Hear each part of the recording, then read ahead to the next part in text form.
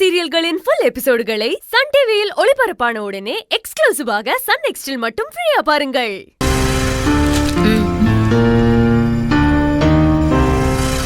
I'll call you back. என்ன எதுக்கு இப்ப இவ்ளோ டென்ஷனா இருக்க? இங்க என்ன பிரச்சனை நடக்குது? பேப்பர்காரங்க எப்படி நியூஸ் போட்டிருக்காங்கன்னு பாரு. மாமியார் சொத்தை அபகரிக்கும் மருமகள், போராடும் மாமியார். RR இண்டஸ்ட்ரீஸ் நிறுவனர் ராஜேஸ்வரி சக்கரவர்த்தி சென்னை மற்றும் தமிழகத்தின் முன்னணி தொழிலதிபர் ஆவார். தொழில்துறையில் வெற்றி பெற்ற பெண்மணியாக திகழும் ராஜேஸ்வரி சக்கரவர்த்தி குடும்ப சூழலில் சிக்கி தத்தளித்துக் கொண்டிருக்கிறார். பாத்தியா எப்படி எழுதிருக்காங்கன்னு பாரு. தொழிலதிபர் ராஜேஸ்வரி சக்கரவர்த்தி தனது ஒரே மகன் சூர்யாவுக்கு சாதாரண நடுத்தர குடும்பத்தில் இருந்து சௌந்தர்யா என்ற பெண்ணை திருமணம் செய்து வைத்து மருமகளாக்கி கொண்டார்.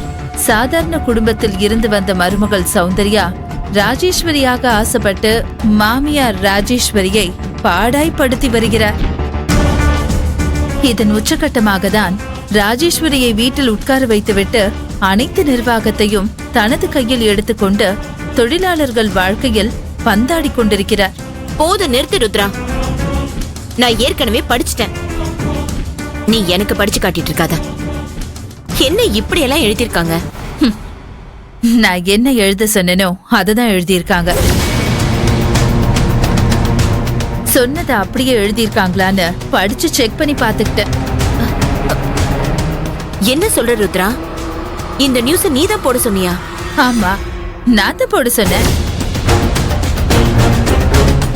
ஹெட்டிங் கூட நான் சொன்னதுதான். மாமியார் சொத்தை அபகரிக்கும் மருமகள், போராடும் மாமியார். கேட்சியா இருக்குல்ல இந்த டைட்டில்? ஆமா, எதுக்காக இப்படி நியூஸ் போட சொன்ன? கொளுத்தி போட்டாதானே பத்திக்கிட்டு எரியும். கொழுந்து விட்டு எரிஞ்சாதானே நாம அதுல குளிர் காய முடியும்.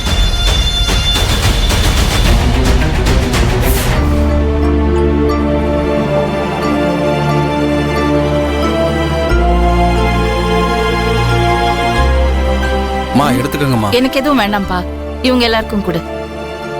கொடுப்பா, எல்லாரும் கொடுப்பா.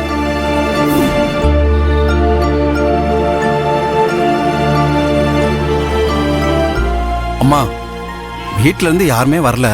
நான் வேணா டிஃபன் வாங்கிட்டு வந்துடட்டுமாமா? இல்ல, இனிமே நான் சாப்பிட போறது இல்ல. சாப்பிட மாட்டீங்களா? என்னம்மா சொல்றீங்க? சாப்பிடாம எப்படிமா? உண்ணாவிரதம் இருக்க போறேன்.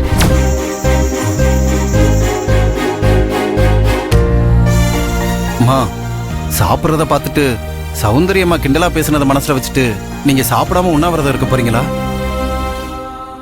இந்த மாதிரி முடிவெல்லாம் வேணாமா? மா, எங்களுக்காக போராட்டத்துக்கு வந்திருக்கீங்க, சாப்பிடாம இருந்தா எப்படிமா? நாங்க வேணா சாப்பிடாம இருக்கோமா, நீங்க சாப்பிடாம இருக்க வேண்டாமா? சாப்பிடுங்கம்மா. இத பாருங்க, இந்த போராட்டத்தை உங்களுக்காக நான் பண்ணல, எனக்காக நீங்க பண்றீங்க. உங்களுக்கெல்லாம் வேற இடத்துல வேலை கிடைச்சிருக்கும். ஆனாலும் நீங்க யாரும் இந்த கம்பெனியை விட்டு போகாம என் கூட தான் இருப்பேன்னு போராடுறீங்கல்ல. அப்போ நான் உங்களுக்காக உண்ணாவிரதம் இருக்கிறது தான் நியாயம். நான் உண்ணாவிரதம் இருக்கத்தான் போறேன். பார்க்கலாம் என்னோட உண்ணாவிரதம் சௌந்தர்யாவோட மனசை மாத்துதான்னு. மா, நீங்க மட்டும் ஏமா உண்ணாவிரதம் இருக்கணும்? நாம எல்லாருமே சாப்பிட வேண்டாம். நாங்க எல்லாருமே உண்ணாவிரதம் இருக்கோமா?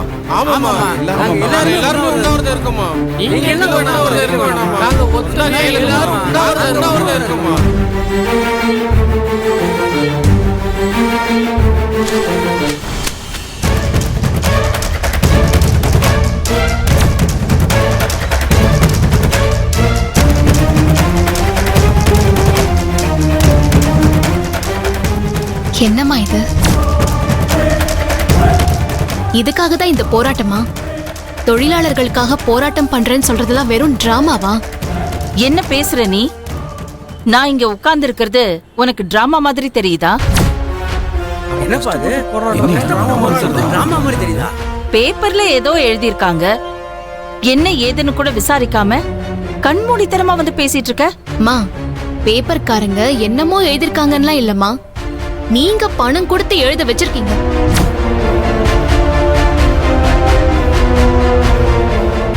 சௌந்தர்யா, ஆத்திரக்காரனுக்கு புத்தி மட்டுன்னு சொல்லுவாங்க. அது உன் விஷயத்துல மட்டும்தான் கரெக்டா இருக்கு.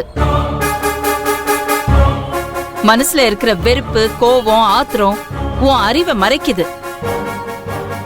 அதனாலதான் உன் பேச்சுல நிதானம் தவறுது. வாழ்க்கையில நிதானம் தவறுனா நிலையா நிக்க முடியாது. மா, என் கோவத்தையும் என் ஆத்திரத்தையும் தூண்டி விட்டு என்ன நிதானம் இழக்க செய்யறதே நீங்கதாம்மா. சௌந்தர்யா, நீ ரொம்ப பேசுற. நீங்கதாம்மா பேச வைக்கிறீங்க. சௌந்தர்யா, மீடியால என்னென்னமோ போடுவாங்க, அதையெல்லாம் வச்சுக்கிட்டு பேசாத. இப்ப கூட நீ இவங்களுக்கு வேலை கொடுத்துட்டீனா இதோட நாம இத முடிச்சுக்கலாம். யாரும் நம்மளை பத்தி எதுவும் பேசவும் மாட்டாங்க, எழுதவும் மாட்டாங்க. பண்ணுங்கம்மா, நீங்க பண்ணுங்க. நீங்க என்ன வேணாலும் பண்ணுங்கம்மா. நான் என் முடிவுல இருந்து பின்வாங்கவே மாட்டேன். கண்டிப்பா இவங்களுக்கு வேலை கொடுக்க மாட்டேன்.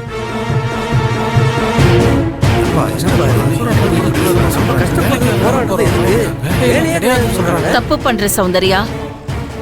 என் மேல இருக்கிற கோவத்துல இவங்களெல்லாம் பழி வாங்காத. தயவு செஞ்சு இவங்களோட டிஸ்மிஸ் ஆர்டரை கேன்சல் பண்ணு. இவங்களெல்லாம் திரும்ப வேலைக்கு எடுத்துக்க. மா, நான் முடிவெடுத்தா எடுத்ததுதான். யாருக்காகவோ எதுக்காகவோ அதை மாத்திக்க மாட்டேன். உங்களால ஆனதை நீங்க பாத்துக்கோங்கம்மா.